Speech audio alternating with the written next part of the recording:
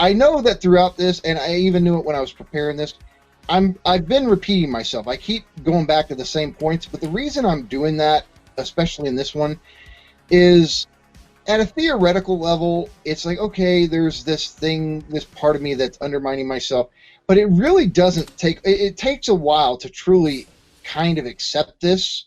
And so that's why I keep going back and re-emphasizing the same points over and over again, is because it's easy to hear somebody go, oh yeah, there's a part of us ourselves that kind of undermines ourselves and seeks our own like destruction. And it's like, yeah, okay, whatever. But I think it's really important to see how this is it is truly a part of ourselves, and how it's playing itself out in our lives, in our world, in our politics. And I think that's why, like, I think it's, this one in particular is extremely important, I think, for the left to understand and come to terms with, and to see how it functions in politics, because a lot of this is really oblivious. Like, you don't really notice it until somebody who's into psychoanalysis. Like, I didn't notice this shit until I got into psychoanalysis. And so I think for the sake of politics and you know, political progress even, this concept in particular is really essential. Okay, so Žižek on death drive. So drive is satisfied through its movement, whereas desire is inherently dissatisfied. So here's the thing. There is this distinction between desire and drive, and this is a big one, especially in Lacanian psychoanalysis, and oftentimes it is not clear, and oftentimes it seems like they kind of go hand in hand, desire and drive. But Žižek is important because he really wants to emphasize that there's a difference here. And desire, the idea is that they have different structures, right? They almost can maybe feel similar, but how desire works is not how drive works. And so Žižek contrasts the satisfaction of drive with the dissatisfaction of desire. And there's a thing that Lacanians will always say, that desire is a defense against jouissance. Well, there's one of the big differences, right? With drive, you're getting some kind of jouissance. It might not be like the primordial, mythological, perfect jouissance, right? But you're getting some sort of jouissance when it comes to drive. Desire actually doesn't give you jouissance. Desire wants to keep on desiring, which is to say, it wants to it wants to not get the object, right? Even though it constantly is pursuing it. And so the point is, desire really doesn't get jouissance. It desires precisely so it can get, like, desire desires desire. That's a thing you'll hear Lacanians say. And so it's almost a trick desire plays on itself. Desire will tell you it wants jouissance, but what it really wants is to not get jouissance just so it can keep on desiring. So desire wants to be dissatisfied. It wants to lack jouissance, even though it's constantly pursuing it. Whereas drive actually gets jouissance, but it doesn't. It gets it from missing the object it's chasing. It's bizarre. And I get, this is like, so again, drive gets some kind of jouissance, right? It actually, it actually has some sort of jouissance, whereas desire is always dissatisfied. It's always lacking jouissance. Yet it's always pursuing it, right? The way to think of desire is the image of the donkey's carrot, right? Where somebody's holding out a carrot on a string in front of a donkey, and the donkey is constantly moving towards the carrot, but it doesn't get it no matter how much it moves towards it. That's how desire works with what it desires. It's structured in such a way as to continuously not get jouissance. And so Žižek says in Less Than Nothing, that is to say, one can conceive the rotary motion of the drive. Again, that's rotary motion has to do with this, the way of talking about the circularity of the drive, that the drive just wants to go round and round and round without actually attaining the thing it's circling, right? The rotary motion of the drive as a way to avoid the deadlock of desire. The primordial lack / impossibility, The fact that the object of desire is always missed is converted into a profit when the aim of libido is no longer to reach its object, but to repeatedly turn around it. Satisfaction is generated by the very repeated failure of direct satisfaction. So there's, again, that's complicated, but he's saying desire is like wants this kind of direct satisfaction. There's something that's desire, there's something causing it to desire, and it wants to fill the void, right? It wants direct, immediate access to jouissance. And what's weird about drive is drive actually does get some jouissance, but it's precisely because desire's never getting what it wants. It's always chasing it. And so drive is getting this enjoyment from desire not getting what it's chasing, not getting what it wants. And so it's funny that it's in not getting what it wants, in indirect enjoyment, that the drive enjoys. So it's as if we are always chasing some primordial jouissance, some sort of jouissance with a capital J, and we want this direct, immediate jouissance. And in reality, the only jouissance we ever actually have is from not getting what we want, but in pursuing what we want. So it's like this is why there's this term Lacan comes up with that Žižek's going to use in the next quote called surplus enjoyment. There's like the direct enjoyment, the direct jouissance we really want, that it's like in fantasy, it's like sublime, right? But then there's the actual jouissance we get in the pursuit of the direct jouissance we want. And again, if this is like kind of difficult to follow, I understand it's theoretically challenging, but again, he's trying to make this sharp distinction between drive and desire, which is often confused or blurred in Lacan. And that's it's difficult, but he's getting at this really important insight here. So and he goes on, and one can also conceive desire as a mode of avoiding the circularity of the drive. The self-enclosed rotary movement is recast as a repeated failure to reach a transcendent object which always eludes its grasp. So again, it's another way of saying that desire wants to go directly for this object. It never can, but drive is in a weird way taking advantage because it enjoys the very inability, the missing of the object, right? The failure to attain the object. So that's the, like, there's this weird friction between drive and desire, and drive is ultimately profiting off of the failure of desire to reach its object. So then he continues, within the domain of drive, the same gap appears in the guise of the difference between the drive's goal and aim. So I've already kind of alluded to this distinction here between the drive's goal and the drive's aim. He says, as elaborated by Lacan, the drive's goal to reach its object is false. It masks its true aim, which is to reproduce its own circular movement by way of repeatedly missing its object, right? So again, it's as if the drive, it's weird, you can't talk to the drive, but hypothetically, just pretend you could talk to a drive. A drive would say it's doing what it's doing for a goal. Like it's trying to reach a certain object, it's trying to gain satisfaction from an object, but that is actually not the true aim. The true aim is to continue to not get what it wants and to enjoy this not getting what it wants. And that's where the jouissance is actually in. So this is where I'm sure you know people, right, who you say they have a certain talent and they should pursue it, right?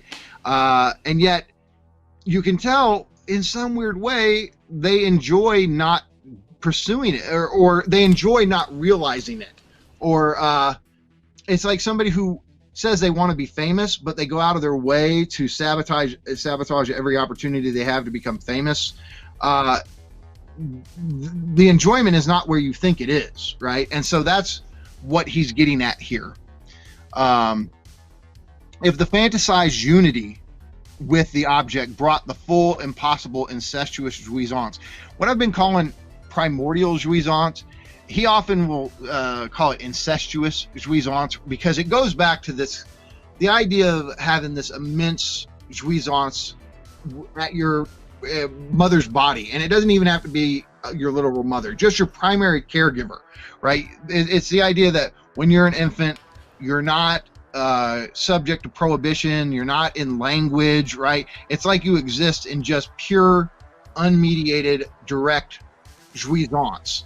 And it's like once we're in language and we become socialized and restrictions are put on our enjoyment and our desire, it's as if we retroactively, at an unconscious level, think like, oh, we had this kind of incestuous, immediate jouissance that we'll never have again, but we want again.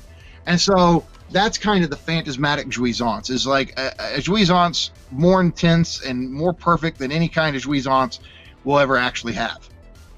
But the point is, we didn't really have this. All you have to do is be around a baby for a while to see that babies are not in this kind of libidinal bliss. Like half the time they're fussing and crying and all, you know, babies don't have it perfect, but it's weird. It's like a retroactive effect of becoming a subject of the law, of accepting prohibition, of being socialized, that it's like this unconscious thing. Well, if you know, to become a social subject, I had to give up something. And it's weird. You didn't really give up anything, right? You just, it's bizarre.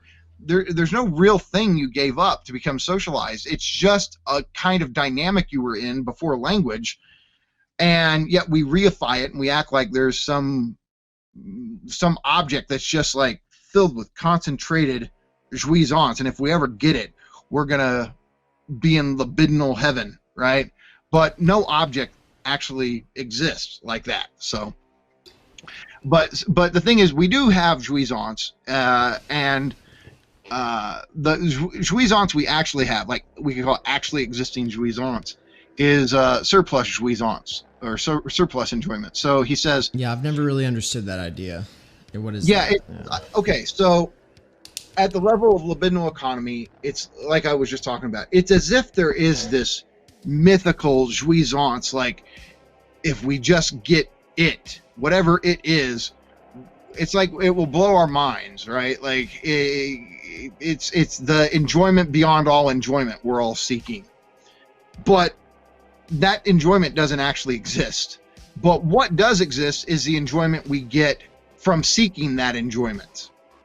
And that's surplus enjoyment. It's the enjoyment we get from pursuing the object, the enjoyment we'll never get. And again, I hate to talk in these terminological circles like that, but hey, this is part of what this comes with the territory, I guess.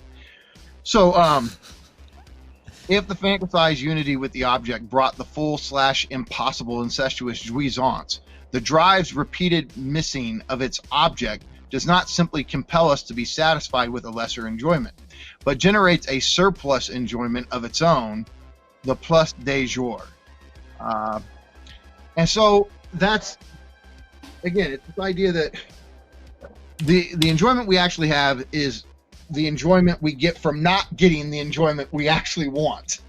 And so it seems like all of this is irrelevant. I get that, right? Well, this just seems like little distinctions within other distinctions, but the point for Lacan is when you're talking to somebody, you're talking to a patient, an analysand.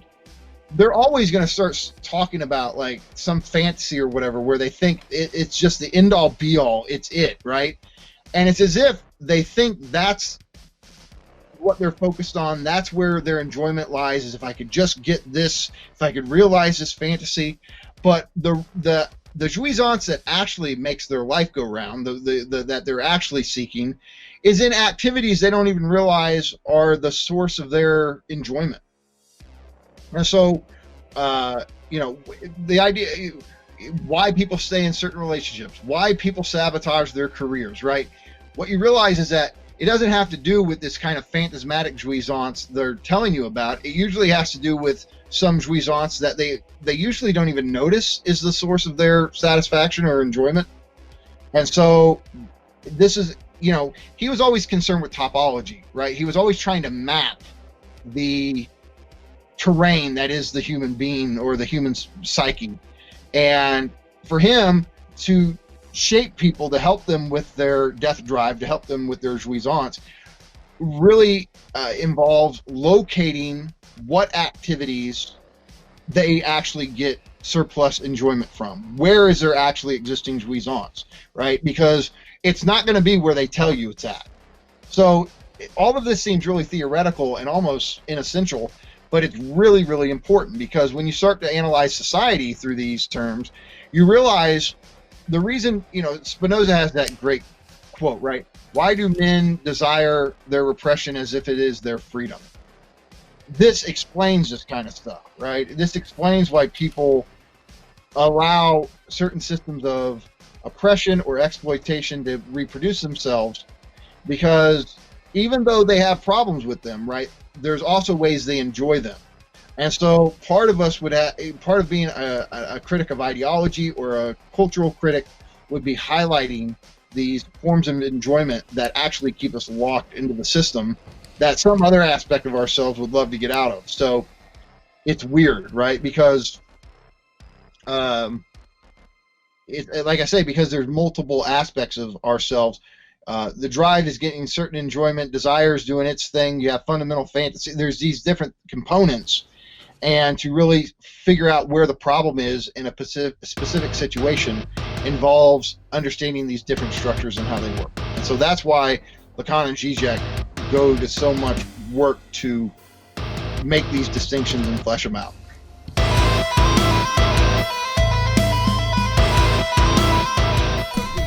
We interrupt this conversation for a quick message from our sponsors. You may recognize this conversation from the past because it is actually a piece of a longer live stream. So what I've done is I've edited the conversations I had with Mikey down into smaller chunks, and I will be releasing those serially until the launch of the Slavoj Žižek's For They Know Not What They Do course, taught by Michael Downs and myself. I will be asking him the questions and hystericizing him, along with a cohort of people who will be joining us live and in the forums as we do a close reading of what Slavoj Žižek claims is his most important theoretical work, more important than Sublime Objective Ideology by far. He said that if you don't have anything to say about For They Know Not What They Do, then keep silent when it comes to Sublime Objective Ideology. But we don't just do close, thorough, hardcore readings. We also have some more introductory stuff. And so if you go to theory-underground.com/events, then you'll be able to see the dates of all of the upcoming events. You see that the Idea of University, taught by myself, Brian, and a couple of educators who are very close to me. And we wanted to focus on Karl Jasper's short work, The Idea of University, as a way to start the year, but it's also a way for Theory Underground to get off on the right track. January 25th is the Professional Managerial Class Consciousness course that I'm co-teaching with Elton LK of the Working Class Intelligentsia podcast. And then in February, on the 25th of February, launches Žižek's For They Know Not What They Do. Mikey has spent 2 decades getting himself to the point where he feels confident enough to teach this book. And I think that humility and effort that he's put in is something that we can all learn from. I mean, come on. He's like our own homegrown Žižek. He's like our own national treasure. I think that we really ought to uplift him and give credit where it's due, not just take him for granted and act like, we don't need to. So that's a part of the reason actually why I really appreciate Brian Becker from Singularity Sublimity podcast. He's done a lot of amazing teaching work himself. A lot of people read the blog and then don't give credit where it's due. And that would be fine if he had a cushy academic career with tenure and all that. But he doesn't. He's working in a warehouse, supporting his mom. We need to hashtag free Mikey from wage labor so that he can spend more time doing what his passion is, which is teaching philosophy and theory, writing books. That's what we want. More of these kinds of conversations. Make it possible. Make a donation. 5, 15, 20, 50, 100. Make the donation today. Please. It means a lot. Words are cheap. Money, now that's where it matters. Get your skin in the game. Show Mikey you care. I hope that we'll get to do a lot more of this in the near future. And then the last thing, I'm doing a countrywide tour this year. I will be on the East Coast, I will be on the West Coast, and I will be everywhere in between. So if you want me to come to your town or city, email me. It's down below. If you want to volunteer, be a part of the street team, host or guide while we're there, let me know. I hope to be in a city near you sometime this year, and I hope that you'll take one of my classes. Thanks.